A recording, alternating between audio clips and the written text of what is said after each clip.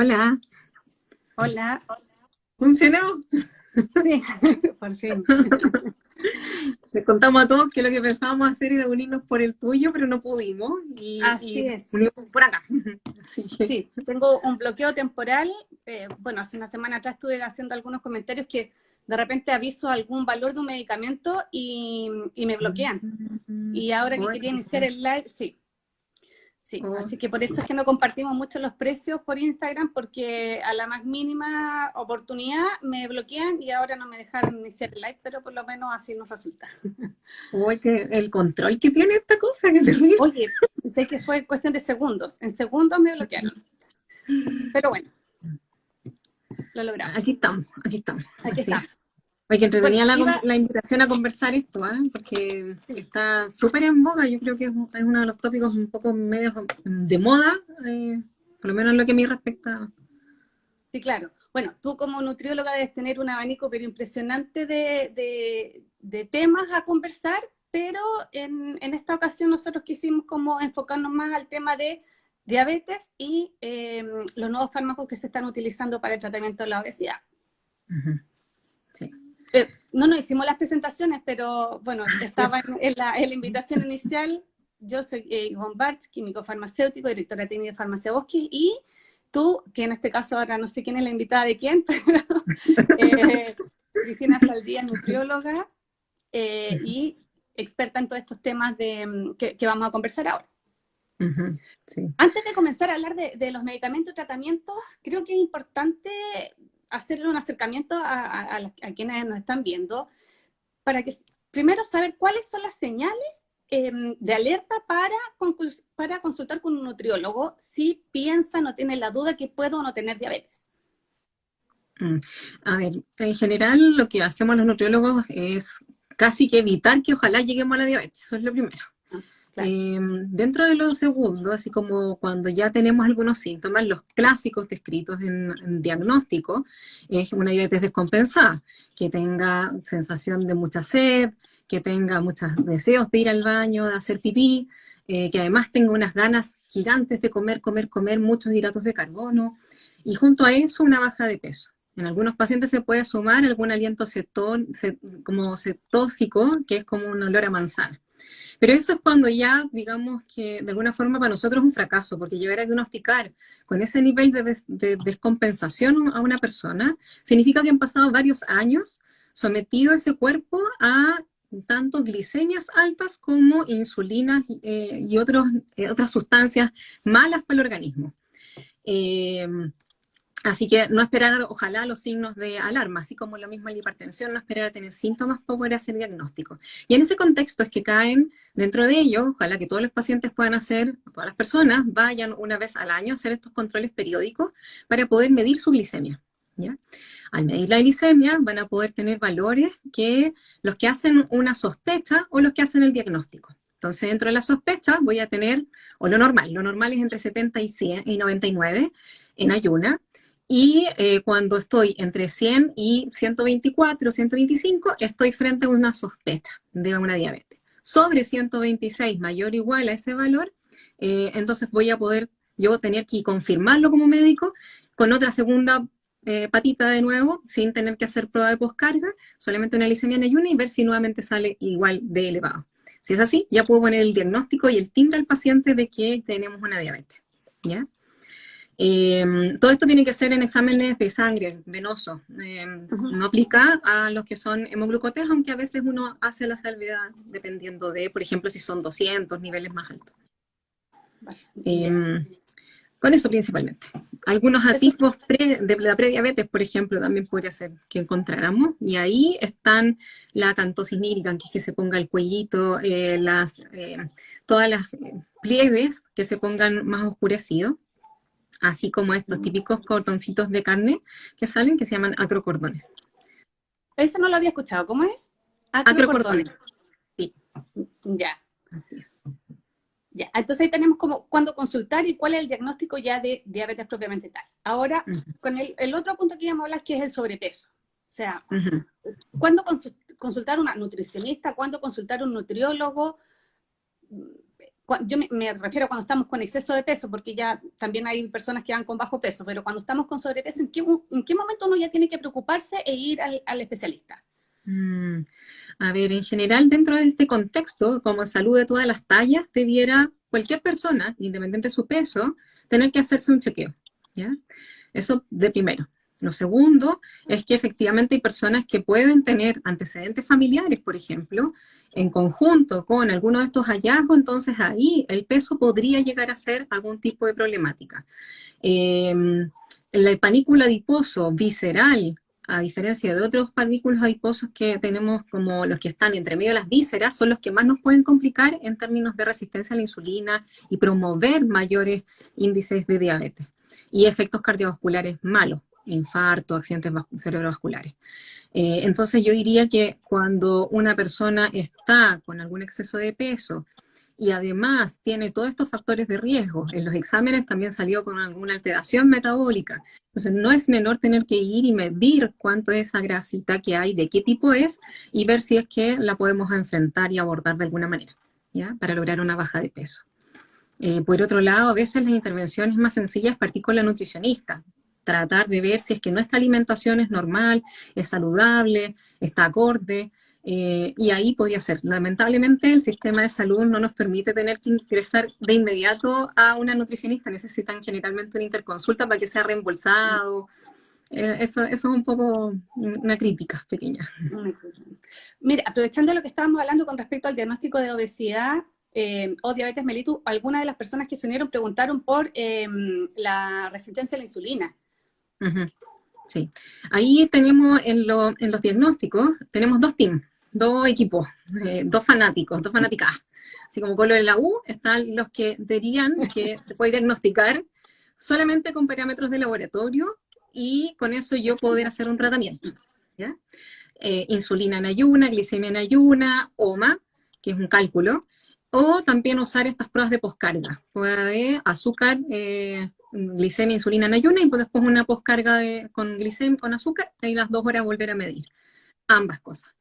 Y hay otro team, que es el de solamente hallazgos físicos y clínicos. O sea, yo puedo decir que alguien tiene resistencia a la insulina si tiene estos estigmas de la piel, los que hablábamos, esta acrocordones y esta, exacto, acantosis nigricans. Entonces, con eso se supone que también uno podría hacerlo.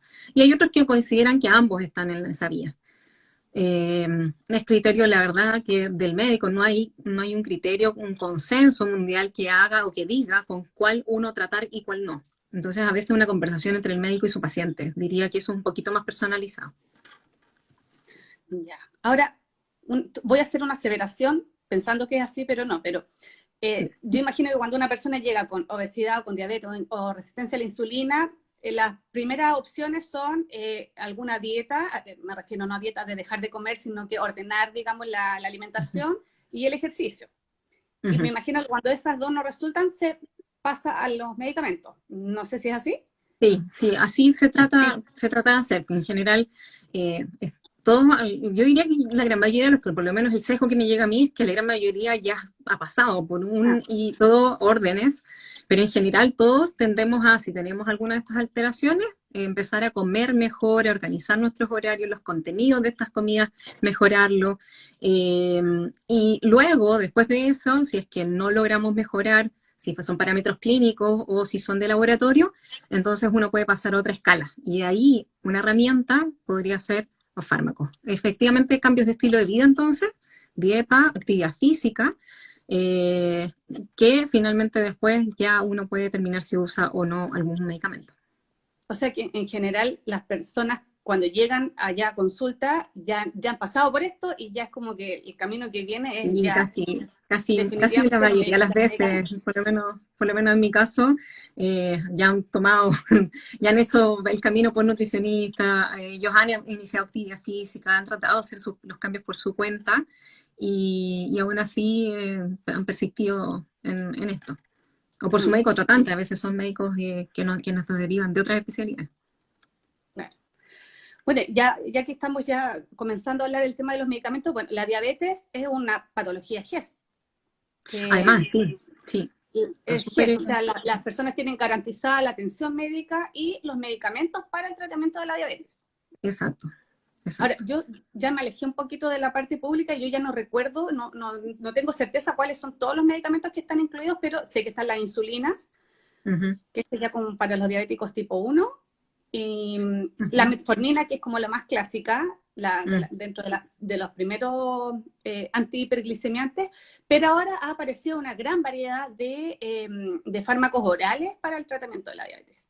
Los sí, Trayenta, que son pequeñas moleculitas que, bueno, van solo o están asociados con metformina, están los mm, Jardiance, Forxiga y una gran variedad.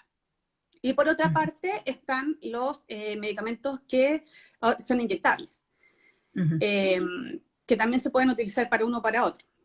¿En qué más o menos se basa la decisión de indicar uno u otro, o si es un camino, primero se elige y después si no resulta se pasa a este otro? ¿Cómo es la orientación ahí? Mm. Las guías clínicas, en general, estos son consensos mundiales. Y el GES es parte de alguna de esas recogidas de esos consensos. Ahora último hubo una actualización de la ADA, que es la Asociación de Diabetes Americana, que esto fue durante este año, si mal no recuerdo, en donde, y también la europea, en donde han reposicionado algunas cosas. Entonces, lo que más interesa es la normoglicemia, ¿ya? No tanto bajar 100% la glicemia, sino que mantener parejita y más normalizada la glicemia.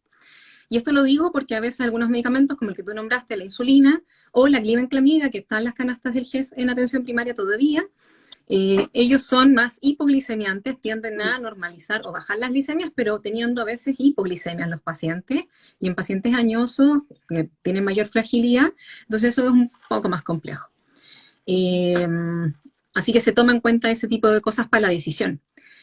Dentro de ese consenso se dice y se ha mantenido como un rey la metformina. La metformina es uno de los fármacos que tiene acciones muy similares a lo que puede hacer el ejercicio, no todo lo que hace el ejercicio, lamentablemente, pero algo muy parecido, que es como un W40 para esta puerta de insulina, para poder abrirla, porque debemos decir que cómo se genera esta diabetes. Esta diabetes se genera cuando hay mucha cantidad de azúcar en el torrente sanguíneo y debe ser ocupada en la forma normal, debiera entrar a las células.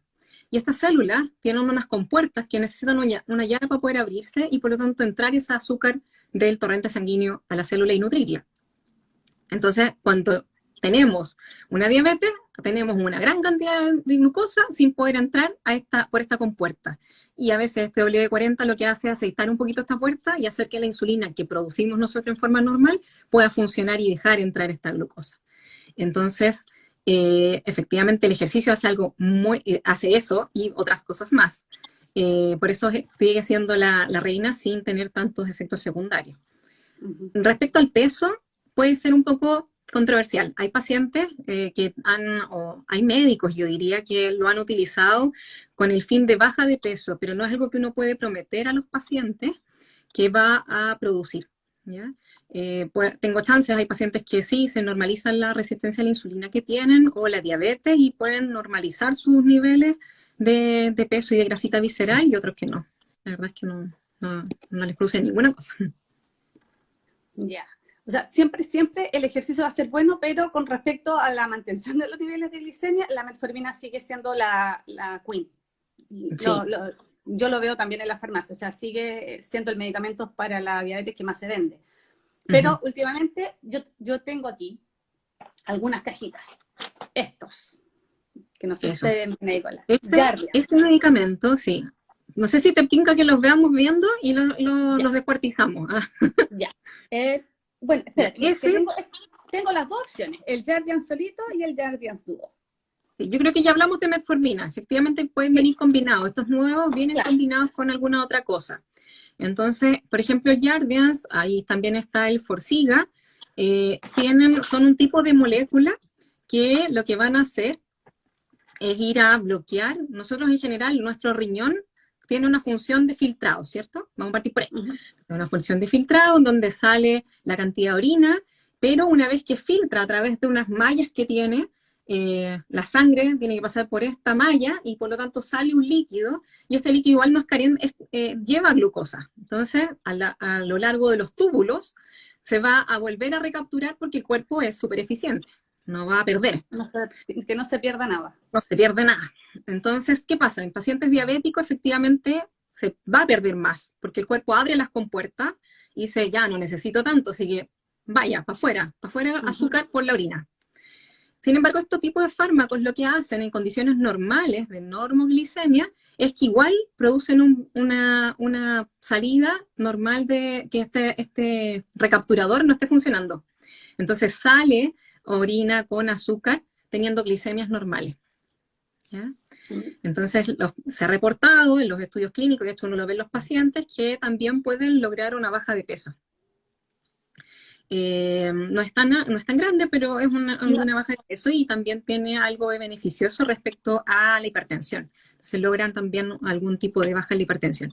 Eso es un poco más técnico las cosas que quedan derivadas de eso, pero sin profundizar. Otro que tampoco que había mostrado, el Trayenta. El Trayenta, así como el Galbus, como el Januvia, esos tres son hermanitos, son como de la misma familia. Y lo que son un tipo de molécula que están incorporados en esta acción de insulina, con unos que después vamos a hablar que son estos que se inyectan, que son derivados de la incretina. Entonces, ese es todo un mundo de enzimas que van a ir a destruir ciertas sustancias para mantener las glicemias normales. Entonces, cuando no están presentes, se disparan las glicemias. Entonces, estos fármacos lo que hacen es bloquear esas enzimas, esas sustancias, para que no se destruya y por lo tanto pueda seguir su efecto beneficioso de poder seguir activo y poder bajar y normalizar las glicemias. Y estos son llamados de inhibidores de DPP4. Esa es la molécula que ellos inhiben. Son bastante buenos, son medios neutros con respecto al peso, respecto al apetito la verdad es que no dan mucho cambio, pero generalmente cuando un paciente está bien compensado de la parte de la diabetes va a tener un elemento menos, que es este que conversábamos al principio de los signos, que es que comen mucho. Entonces ahí vamos a tener esto otro. ¿Ya? También había dicho yo que bajaban de peso, pero eso tiene que haber una descompensación mucho mayor. Y bueno, me conseguí uno de estos. ¿Y cuál tenía ahí? ¿Tenías un Saxenda, puede ser? Que no lo veo. Este es un Ozempic. Ya. Mira, la historia de estos fármacos, sí. No sé si lo podía abrir. ¿Abrirlo ahí? Sí. Porque ahí tiene la agujita, pero sácale la tapita. Oye, la aguja, o sea, yo es micro. En la famosa, sí, pero es verdad que sirve. Sí. Es una agujita, pero microscópica. Sí. Es pequeñísima. En general. Ojo que hay varios de estos lápices que son insulinas, pero esto no es una insulina. No. Sí. Se parece un montón, de hecho. Si uno ve otros lápices, son el mismo dispositivo, la misma tecnología. Pero el mismo laboratorio que los produce también. El mismo laboratorio también. Sí, claro. Ahora, de esto, para diabetes está y está el Trulicity. El Trulicity viene ya con el dispositivo puesto, entonces viene como con un chupón, por decirlo así, súper elegante, pero se pone directo y no hay que estar cargando la aguja. Claro, porque esta agujita, yo ahora tengo la agujita puesta, pero esta agujita, en esta marca por lo menos, se tiene que ir cambiando. Esto se gira y... Ay, mira, me prestaron todo este laboratorio porque yo tengo harto contacto con ellos. Y voy a hacer la demostración al tiro aprovechando. Tú también debes tener esta cajita cuando educas a los pacientes. Tengo esa, sí. Y se muestra aquí, no sé si se va a ver, pero mira, voy a pinchar. Esta capita de arriba es como la piel. Como la piel. Y se presiona para calcular la dosis, que uno la va fijando con una tuerquita, ahí algo con el mismo, claro, en este momento, pero si se gira ahí se mostró el goteíto del líquido y da la dosis justa, o sea, es una maravilla. Y luego de esto, la agujita se elimina, se descarta y se claro. Pero y el lápiz no se bota, el lápiz sigue con líquido. ¿Cómo? No, el lápiz no se bota, por supuesto que el lápiz no se bota. Dura casi un mes dependiendo del tratamiento, ¿no? Depende de la dosis, porque si uno ocupa parejito 0,25, te va a durar un mes y medio, más o menos. ¿ya? Ya. Si Pero la otra, ocupamos una dosis más, es menos la este es un medicamento, bueno, tanto este que es Ozempic como el que mencionabas tú, que es Trulicity. Yo ese no lo tengo en la farmacia, lo vendí un par de veces, no es muy común, pero cuéntanos tú cómo funciona. A ver, en general, este tipo de fármacos se crearon, la historia de ellos, de hecho, viene primero Victoza, que es diario, y Trulicity también, que era el semanal. Entonces, se crearon como normoglicemiantes también, y se dieron cuenta que los pacientes, en especial de Victoza, tenían una baja de peso, y eso lo estudiaron en un estudio largo, grande, que se llama STEP, y ahí dieron cuenta en pacientes no diabéticos cuánto podían bajar de peso y cuáles eran las dosis que se podían utilizar. Y de ahí salió Saxenda, derivado de la misma compañía Victoza, liraglutida, salió convertido con otro nombre, registrado nuevamente con ese, como Saxenda para baja de peso, incluso se pueden usar dosis más altas todavía que Victoza. Claro.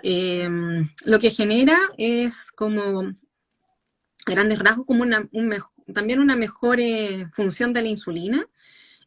También genera una sensación de saciedad, da una sensación de como de empacho, como por decirlo más simple, en donde se enlentece el tránsito gastrointestinal, se enlentece el Como vaciamiento post gástrico, almuerzo día domingo, esa post sensación. almuerzo y domingo, pero no habiendo comido tantas cantidades.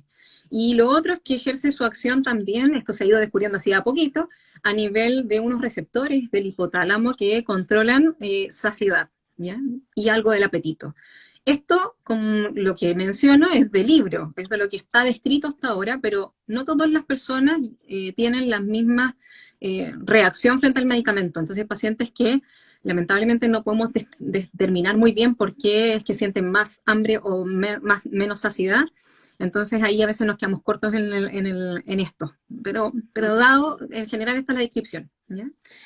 Y luego, después de que se crearon estos medicamentos, vino el Ozempic, que es el que estamos hablando nosotros, conservando estas mismas características, solo que le agregaron una colita o un enlace que hacía más difícil que la molécula se pudiera romper, y por lo tanto dura una semana.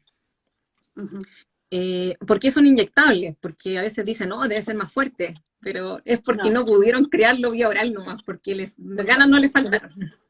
Lo que pasa es que, bueno, tanto Ozempic, Saxenda, Victoza, que es lo mismo que el Saxenda, y Trulicity son péptidos. Para que la gente sepa, los péptidos, si uno los ingiere por la boca, tenemos enzimas que son pequeñas moléculas que lo rompen. Entonces no alcanza a llegar a hacer el efecto. Y es, por ejemplo, la insulina. La insulina también es un péptido y por eso hay ya décadas de tratamiento con insulina y todavía no encuentran una insulina que sea oral. Por eso la gente se tiene que pinchar, porque si se la traga como pastilla, no ejerce el efecto. La insulina y estos medicamentos que estamos hablando ahora. No es porque sean tan potentes ni tan bacanes, sino porque la tecnología ha dificultado que sea con pastilla, que es mucho más fácil. Sí. También la otra creencia que tienen es que actúa a nivel local y disuelve las grasas. Eso debo decir que no lo hace. Tampoco es así. No tienen un No. efecto. No a nivel local. Se inyectan en la guatita porque es más práctico, pero también se puede inyectar en nivel del brazo, en la pierna, así como tal como la insulina. Y hay otras ofertas en el mercado, así como que salen de repente en Instagram, en Facebook, llevan propagandas de estos incretinas, que también son por gotitas vía oral, y la verdad es que decir que corre la misma suerte que esto, así que si algo tenían, el efecto es más bien Se pierde todo.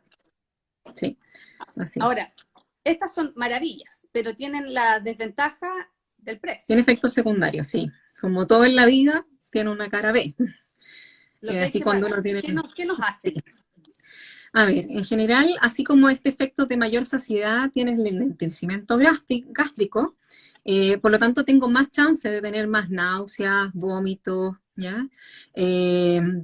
Por ejemplo, de tener más estreñimiento, que eso dentro de todo la gente se lo banca, pero cuando hay diarrea, porque comieron más lípidos, comieron más contenidos grasos y mayor cantidad en volumen, les viene un dolor tipo cólico biliar a nivel justo debajo de la costilla derecha, un dolor insoportable y muchos eructos de mal olor, así que socialmente quedan medio anulados.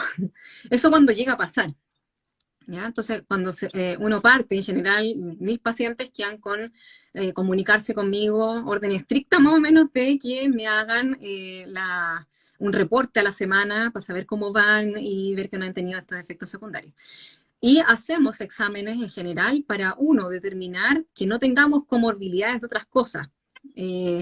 Otras patologías que pueda hacer que haga que no pueda utilizar este tipo de fármaco, así como también una ecotomografía abdominal para ver que no tengamos cálculos en la vesícula, porque aquí, así como la tómbola del quino, se la podéis ganar rápidamente, salir la bolita premiada con la menor contracción de la vesícula, además. Entonces puede formar más cálculo y tener algunos de estos espasmos, la salida y la colocación de algún calculito justamente en una salida muy estrecha y no salir más, y eso va a generar una urgencia. ¿Ya? Oye, esto es súper importante que la gente lo sepa porque, claro, a mí me han llegado a la farmacia a preguntar, oye, ¿sabes qué? Hay un medicamento que se inyecta que es súper bueno para bajar de peso, me caso en 2 meses más, ¿me lo podéis vender? Y claro, uno tiene que explicar, no se puede vender, pero ¿por qué? Si no es con receta, o sea, no es con receta Lo retenida. tenía. Claro, no es con receta retenida, efectivamente, pero no es llegar y administrarse esto porque no es para bajar de peso como me va a disolver las grasas y esto va a ser la maravilla. O sea, hay un mecanismo de acción y muchos otros procesos que involucran en el organismo que deben ser evaluados antes. Sí, también, por ejemplo, por contar un caso, yo también he recibido pacientes que han ido a evaluación y me cuentan de, no sé, de su hija, que también lo recibió, ella lo empezó a usar sin mayor examen, sin mayor nada, ni examen físico, nada, y empezó a pelársele las manos. Entonces ya no tenía idea, una persona joven, 20 años, Deje, estaba con un grado de hígado graso que hacía súper poco probable que uno tuviera que empezar con este fármaco y después, tal vez uno podría haberlo pensado, pero no al tiro. ¿Ya? Entonces, mm, hay ciertas condiciones que no son idóneas tampoco para el uso del medicamento y además requiere una observación, no que el paciente llegue y se lo coloque y ahí quedó y así como que sin nada. Eh, lo otro que hay que tener cuidado y es que algunas personas tienen antecedentes de cáncer de tiroides. Entonces hay un cierto tipo de cáncer de tiroides, no todos, que es contraindicado tener que usarlo. ¿Ya? Es uno que es mm. súper poco frecuente, pero tienen que consultarlo con su médico cuando lo van a usar y contar si es que dentro de sus antecedentes familiares estaba. ¿Ya? Porque ahí no podrían usarlo porque efectivamente va a gatillar más posibilidades de que la persona tenga y le aparezca este tipo de cáncer. ¿Ya? Ujú. Así que esas son como los warnings. Las cosas malas. Y otra cosa mala, el precio. Bueno, también el precio es súper caro, súper caro. Sí. En general estamos hablando de que, no sé, con una dosis mínima de 0,25, que algunos pacientes andan súper bien, otros no, y hay que subir las dosis. Estamos El hablando de lápiz Ozempic, ¿cierto? de Ozempic, en De este Ozempic. caso, se Sí. nos puede elevar el costo 1.000, así como vale, no sé, una sola cajita en donde viene un solo lápiz, cuesta como 200, más o menos. Tú ahí, El de 1 miligramo, el de 2, porque hay dos presentaciones, el el de de 2 y 2 el de cuesta 4. 130, el de 2 cuesta 130 y tantos mil pesos. Ya. Entonces, son un poco Es caro. costosos. Sí. Entonces, cuando subo la dosis, se me va antes, pues ya no me dura los 2 meses, sino que dura un mes. Claro. Ahora, para control glicémico, este puede ser un win-win. Quiero decir que puedo con dosis baja mantener una buena calidad de glicemia y generar además, como no hay presión respecto al peso, bajas de peso significativas y de a poquito en el tiempo. Y súper. Y anda súper bien. Pero hay otros pacientes, si lo van a usar con respecto para baja de peso por sí misma, como el peso como objetivo, hoy va a ser súper distinto. Y lo otro, que este tipo de fármaco les va a salir un poco, rompe paradigmas, totalmente. Porque baja mucho el volumen y el paciente se va a pesar y no le cuadra. No le cuadra y dice, esta pesa está mala. O sea, yo estoy yo rayando y me veo más flaco, y no sé por qué razón, pero la pesa no cuadra con lo que tengo. Y No eso es refleja. normal de este tipo de fármacos. Sí, ¿Y Sí. por qué pasa eso? Hace un cambio en composición corporal. Y de las cosas que todavía no se sabe muy bien es por Ay, qué genera este mayor cambio en composición corporal y menor cantidad de grasita visceral. o sea, Eh, objetivamente yo puedo cambiar de talla pantalón, pero voy a pesar lo mismo. Y no se sabe por qué. Rarísimo. 500 gramos menos tal vez. Entonces, Ya. cuando tu objetivo es solo peso, puede que estés rayando ahí un poquito en los paradigmas antiguos y este es justamente va con estos tiempos nuevos. Ahí las anfetaminas eran las reinas, entonces cerraban el apetito y las pacientes bajaban de peso, bajaban de músculo, bajaban de hambre, pero y por eso tanto les cuadraba la ecuación. Pero ahora Mm. parece que esto como que lo genera un poquito raro. Ahora, con respecto, bueno, la última pregunta de los Ozempic y pasamos porque no es lo único. Ozempic ayuda a bajar de peso. Si va una paciente contigo y te dice, ya, voy a empezar a usar el Ozempic y ve que continuamente va bajando de peso, y pasan 2, 3, 4, 5 meses y ella quiere seguir bajando de peso, está,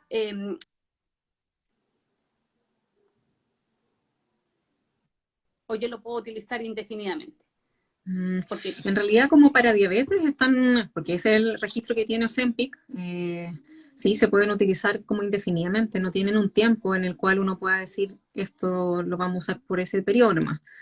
Lo mismo Victoza, lo mismo el Trulicity. Trulicity es más neutro para el peso en realidad, por eso casi no se habla mucho de él, pero porque es más neutro. uh-huh. Pero, pero aún así se puede usar así en extenso. También en pacientes que están con alguna lactancia, también uno podría utilizarlo con algún grado de certeza. Está dentro de lactancia.org como considerado como algo que se puede usar. ¿Ya? O sea, sería de preferencia por sobre los otros tratamientos orales, estos inyectables.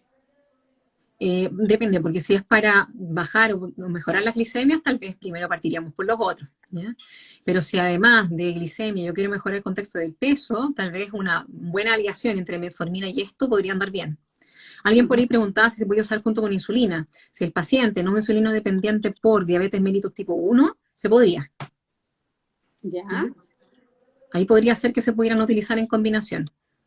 Si no es Si no es diabetes, diabético tipo 1, se podría usar. De hecho, han salido algunos estudios porque también se planteaba la posibilidad del uso de este tipo de GLP-1 junto con pacientes diabéticos tipo 1 con uso de insulina, pero hasta ahora no ha estado, no he visto una utilización así como global. aquí en Chile. Acá en Chile. No sé si Sí, afuera, aquí no he revisado. ya. Sí, Mm. bueno, aquí en Chile la reglamentación de repente es mucho más exigente incluso que en Estados Unidos, en Europa. FDA. Mm.